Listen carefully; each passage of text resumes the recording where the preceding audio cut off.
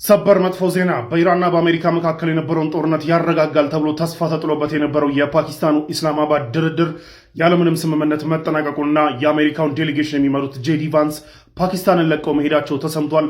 ላለፉት 21 ሰዓት ትናንትና ለ21 ሰዓታት ሲደረግ የነበረው ድርድር እንግዲህ ያለምንም ስምምነት ያለምንም ለስምምነት እንኳን ጫፍ መድረስ መበተኑ ታውቋል።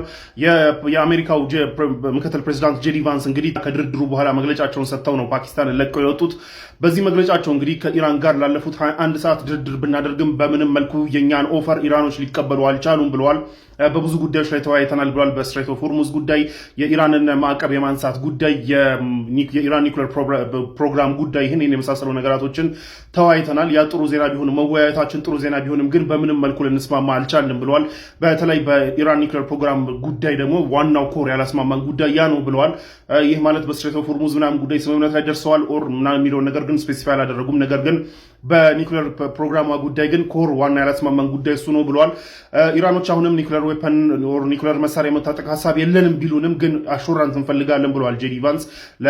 ለአሁን ኦር ለሁለት ዓመት ምናምን ሲሆን ለረጅም ጊዜ ኒውክሌር ዌፐን ኒውክሌር መሳሪያ ላለመታጠቅ ኮሚትመንት ሊያሳዩ ይገባል እና በዛ ልንስማማ አልቻልንም ብለዋል። ለማንኛውም ግን በዚህ ድርድር ውስጥ በዚህ 21 ሰዓት ውስጥ ከዶናልድ ትራምፕ ጋር በተደጋጋሚ በስልክ የተገናኘም ቢሆንም ዶናልድ ትራምፕም ደግሞ ይህንን ተደራዳሪ ቡድን በበጎ ሁኔታ እንዲደራደር ፍሌክሲብል ሆኖ እንዲደራደር ትዕዛዝ ሰጥቶ የነበረ መሆኑን ተከትሎ እንደዛ በበጎ ሆነን ብንደራደራቸውም ግን ኢራኖች ኦፈሮቻችንን በሙሉ ሊቀበሉ አልቻሉም፣ ሙሉ ለሙሉ ሪጀክት አድርገውብናል ብለዋል ጄዲ ቫንስ።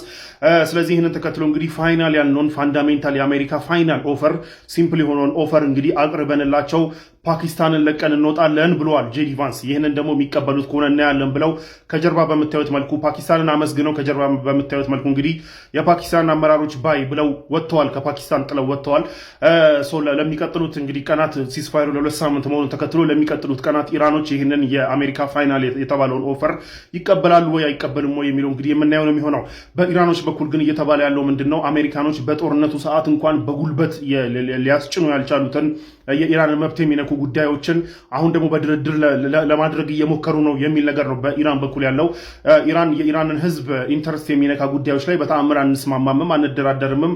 ስለዚህ የአሜሪካ ኦፈር ኤክሰሲቭ ነው ብለዋል። ኦር ከመጠን በላይ የተለጠጠ ኦፈር ነው ሲሰጡን የነበረው። ይህ ደግሞ የኢራን ሕዝብ ኢንተረስት እና የኢራን አገር እንደ ሀገር የኢራንን ኢንተረስት የሚነካ መሆኑን ተከትሎ አልተስማማንም ብለዋል።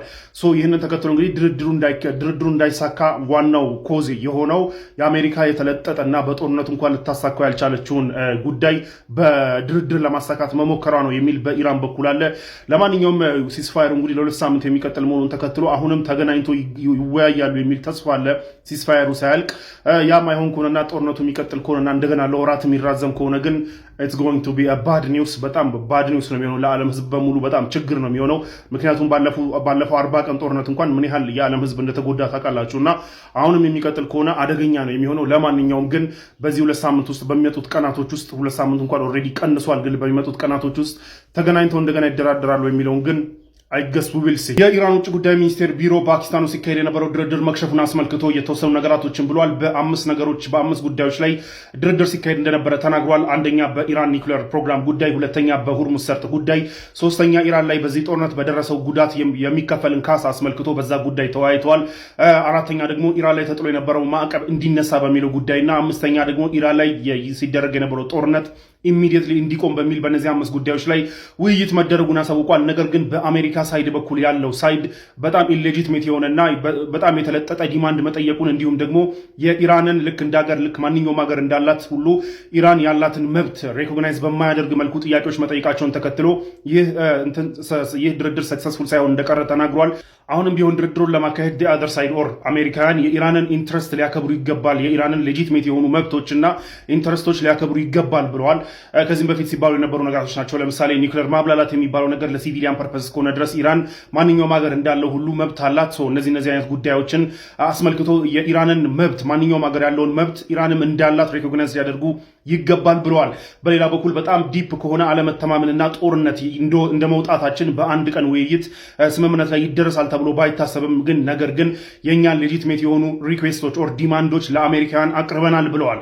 አሁን ኳሱ በአሜሪካውያን እጅ ነው ያለው። ያለው መስማማት አለመስማማታቸው በእነሱ እጅ ነው ያለው ብለዋል።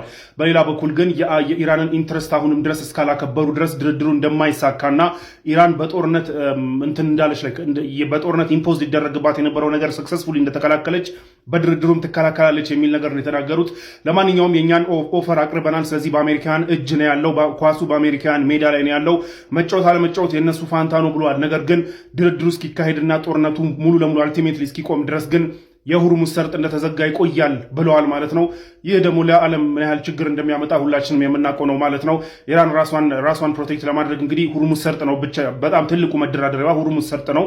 የኢራን ኒውክሌር ቦምብ የሚባለው ሆርሙዝ ሰርጥ ነውና ያንን ይዛ ለመቆየት እንግዲህ መወሰኗ ታውቋል ማለት ነው። የዛ ደግሞ ብሎባክ ሁላችንም ላይ ምን ያህል ችግር ሊያመጣ እንደሚችል የሚታይ ነው የሚሆነው ማለት ነው።